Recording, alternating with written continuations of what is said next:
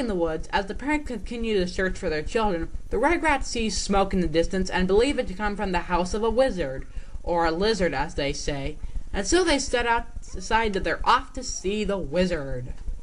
Oh, we're off to see the wizard, the wonderful Wizard of Oz. And here he is, the whiz of a whiz, if ever a whiz there was. Oh, come on! How could I have not made that joke?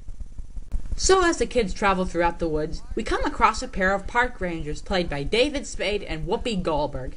Not a bad role for Whoopi, considering she's also played a hyena, a toy octopus, a cow, a book, and a baseball bat. Seriously, Whoopi Goldberg, what is up with these weird voiceover roles? I mean, what are you gonna do next? A table? A grain of sand? An abortion pill? As far as I'm concerned, the possibilities are endless! What purpose do these characters have, you may ask? Well, you could argue that they help the parents find their kids, but beside that, they serve comic relief. Speaking of the parents, they eventually find signs of their children's presence and proceed to travel into the woods in search for them. Meanwhile, the Rugrats end up in a river and sing a song about being pirates. Just because they're kids, I guess. Chucky ends up falling out of the reptar boat, but Tommy fails to help save him. Why? Because he's too busy tending his baby brother Dill. He does end up back in the boat, but Tommy's tending to Dill causes him to not help his best friend, straining their friendship. As they find their way to the lizard's house, Chucky makes a shocking discovery. It turns out that the Rugrats have found the wrecked circus train, and with it...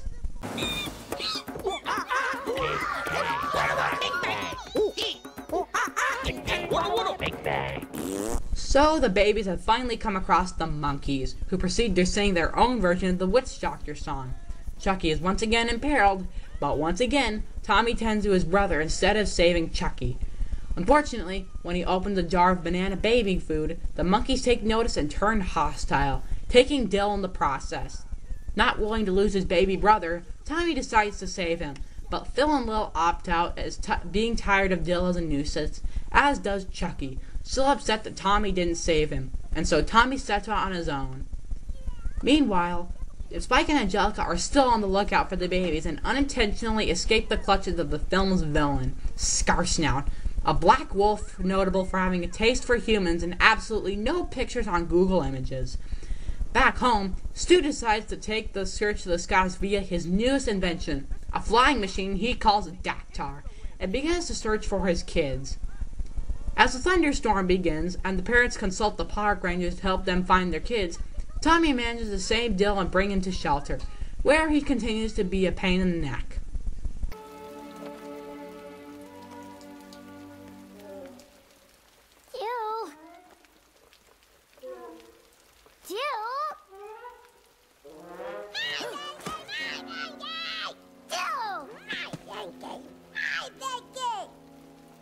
I need some blankie too.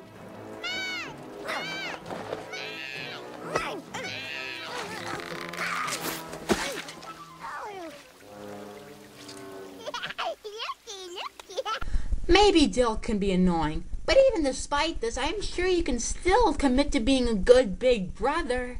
You think it's funny? Phil and Lil was right. You're a bad, naughty baby, and you're never gonna get any better. I'm through being your big brother. Wait, what's going on? Monkeys and monkeys want the nanners. So everybody gets what they want. Wait, what? Wait, what? What? What? Stop! Stop! Let me clarify what is happening for you. Tommy, in a fit of rage, is about to pour banana baby food over his little brother, allowing him to be devoured by monkeys. If you are not thinking holy crap right now, then something is messed up. With you, I mean. But if that's not crazy enough, get this.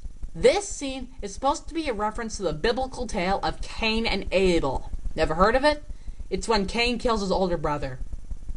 I mean, or was it Abel killing Cain? I don't know biblical stuff. But before the nightmare of all what the F moments can occur, or did it already occur? Tommy sees the error of his ways and has a change of heart. sparing Dill, who then changes and becomes a nicer and more loving to his older brother, no doubt frightened of almost being killed. And so the two finally become loving brothers for each other. And I have to admit, this whole scene brings tears to me every time I watch it. It is that depressing. An American Tail as a whole is nowhere near half as tear-jerking as this one scene. In fact, I'm getting teary-eyed just thinking about it.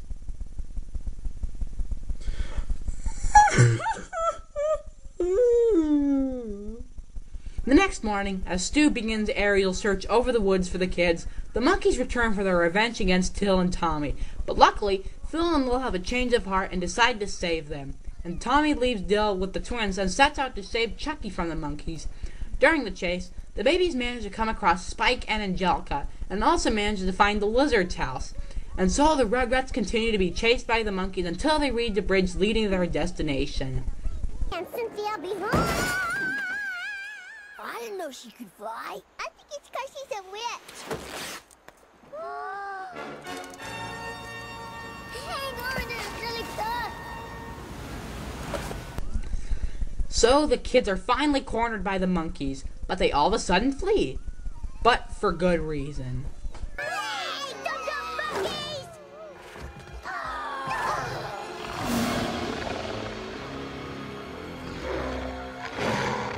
We wanna go. But just as it seems that they are about to be doomed, who else is it to come to the rescue then? Wrong video! No, it was Spike who had come to save them from being Scarsnout's latest dish. And he ended up pretty much got his butt kicked.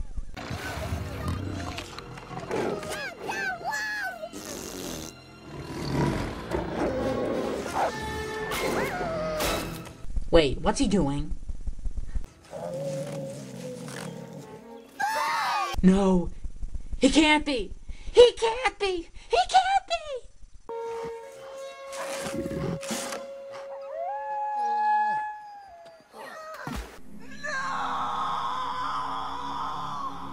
So, yeah, it seems that Spike has sacrificed his life to save the kids. As if we couldn't be any more depressed. I mean, sure, we can assume that he's still alive, but the idea of killing off a somewhat major character is pretty unthinkable. Especially in a Rugrats movie, nonetheless. Luckily, Stu manages to find the babies on the bridge and ends up crashing, with the Rugrats believing that he, due to his lizard-shaped machine, is the answer to their problems.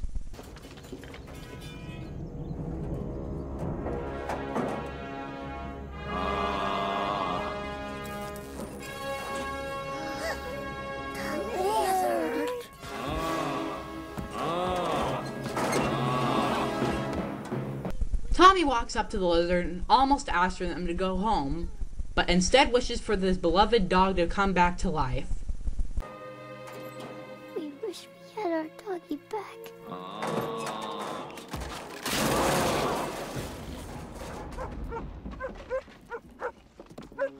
Spike!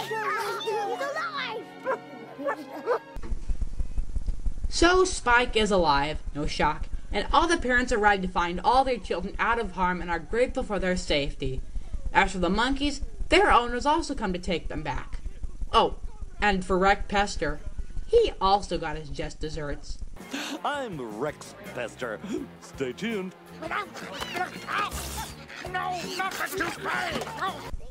So in the end, the Rugrats return home, Dill is welcomed into the group, and everybody lived happily ever after.